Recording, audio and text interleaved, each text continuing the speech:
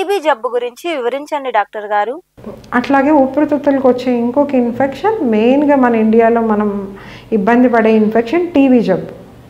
ఈ టీబీ జబ్బు అనేది చాలామందికి అమ్మో టీబీనా ఇట్లా భయపడుతూ ఉంటారు. టీబీ జబ్బు అనేది కూడా ఇప్పుడు మన న్యూమోనియాలో వస్తుంది, అట్లాంటి ఇన్ఫెక్షనే. కాకపోతే కొంచెం తీవ్రత అనేది దీర్ఘకాలిక వ్యాధి. టీబీ అనేది దీర్ఘకాలిక వ్యాధి కాబట్టి కొంచెం ఎక్కువ కాలం మందులు వాడతాం. న్యూమోనియాకి ఒక వారం రోజులు వాడి మానేస్తాం, అదే టీబీకి అయితే ఒక 6 నెలలు కోర్స్ లాగా వాడతాం. మరి ఇది ఎలా వస్తుంది టీబీ? టీబీ అనేది మైకోబాక్టీరియం ట్యూబర్క్లోసిస్ అనే పురుగు మూలన వస్తుంది. అది ఎవరికి వస్తుంది? మా ఇండియాలో ఈ పురుగు ఎక్కడ చూసినా ఉంటుంది. అంటే ప్రతి వాళ్ళు మనం సపోజ్ ఒక సినిమా హాల్కి వెళ్ళాము, మనకు తెలియదు పక్కనున్న పేషెంట్ టీబీ పేషెంటా, దగ్గుతూ ఉంటారు, ఏముంది వాళ్ళకి ఏం ఇన్ఫెక్షన్ మనకు తెలియదు. సో అలాంటి క్లోజ్డ్ సరౌండింగ్స్లో ఉన్నప్పుడు మనకు వచ్చే అవకాశం ఉంటుంది. ఈ టీబీ ఒకసారి ఇన్ఫెక్ట్ అయ్యాక అందరికీ బయటపడాలన్న ఇదేం లేదు. అంటే మన శరీరంలో ఉంటుంది కానీ మనకు హాని చేయదు. ఈ టీబీ ఎవరికైతే రోగనిరోధక శక్తి అనేది తక్కువ ఉంటుందో, సరిగా ఆహారం తీసుకోకుండా నిర్లక్ష్యంగా ఉండే వాళ్ళలో ఈ లక్షణాలు అనేవి బయటపడతాయి. దగ్గుతో స్టార్ట్ అవుతుంది. ఫస్ట్ దగ్గుతో స్టార్ట్ అవుతుంది. దగ్గు, లో గ్రేడ్ ఫీవర్ అంటాం. సాయంత్రం పూట జ్వరం వస్తుంది. సాయంత్రం కొంచెం 2 నుంచి అట్లా ఈవినింగ్ టైంలో ఈ జ్వరం అనేది, అది కూడా లో గ్రేడ్ ఫీవర్, ఒళ్ళు నొప్పులు, నీరసం ఇలాగా ప్రజెంట్ అవుతుంది. ఎవరికైతే 2 వారాల కంటే దగ్గు అనేది ఎక్కువగా ఉంటుందో ఒకసారి నిర్లక్ష్యం చేయకుండా దగ్గరలో ఉన్న హాస్పిటల్లో చూపించుకోకుండా వెంటనే ఊపిరితిత్తుల డాక్టర్ దగ్గరికి వెళ్ళి చూపించండి.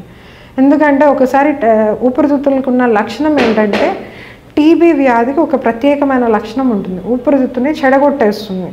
అంటే ఊపిరితిత్తు గడ్డ కట్టేలాగా చేసేస్తుంది అనమాట. అది పని చేయకుండా ఇంకా దాన్ని మనం ఇంక తిరిగి తీసుకురాలేము. సో టీబీ అనేది కొంచెం ప్రమాదకరమైన జబ్బు. వెంటనే మనం ఆ లక్షణాలు కానీ ఉన్నట్లయితే వెంటనే ఒకసారి వెళ్ళి దగ్గరలో ఉన్న గవర్నమెంట్ హాస్పిటల్లో కూడా గల్ల పరీక్షలు అవైలబుల్ ఉంటాయి. ముందు అసలు గల్ల పరీక్షను అయితే చేయించుకొని గల్లలో టీబీ నిర్ధారణ చేసుకొని దానికి తగిన మందులు వాడుకోవడం మంచిది. అలాగే పైన చెప్పినంటే ఇది మెయిన్గా పిల్లల్లో అండ్ తర్వాత పెద్దవాళ్ళలో కొంచెం తీవ్రంగా ఉంటుంది. మరి టీబీ అనేది ఊపిరితిత్తుల లోపలే వస్తుందా? కాదు, టీబీ అనేది ఎక్కడైనా రావచ్చు. ఒకసారి మనకి టీబీ పురుగుతో ఇన్ఫెక్షన్ స్టార్ట్ అయిన తర్వాత కొంతమందికి టీబీ గడ్డల రూపంలో వస్తుంది. ఇక్కడ మన మెడ మీద ఒక గడ్డలాగా వచ్చింది, ఇది టీబీ అన్నారమ్మా అంటారు. అవును, టీబీ అనేది మనకి మన జుట్టు, వేళ్ళు, గోర్లు ఇవి తప్పించి మన శరీరంలో ఎక్కడన్నా టీబీ వచ్చే అవకాశం ఉంటుంది. అంటే టీబీ గడ్డల రూపంలో ఊపిరితిత్తులు బయట పొరలో నీరు చేరడం అని చెప్పాను కదా, ఊపిరితిత్తులు బయట పొరలో నీరు అనేది చేరుతూ ఉంటుంది టీబీ మూలన. అట్లాగే మన ఇంటెస్టైన్కి రావచ్చు, పేగుకి రావచ్చు, ఆడవారికి గర్భసంచికి రావచ్చు. ఇట్లా చాలా కారణాలు. ఇన్ఫర్టిలిటీకి ఇది వన్ ఆఫ్ ది కాజ్ అనమాట. ఇప్పుడు ఎక్కువ ఈ పిల్లలు లేకపోవడం అనేది కొంచెం ఎక్కువగా చూస్తున్నాం. వారిలో కూడా ఈ ఇన్ఫర్టిలిటీకి టీబీ కూడా వన్ ఆఫ్ ది కాజ్ కావచ్చు.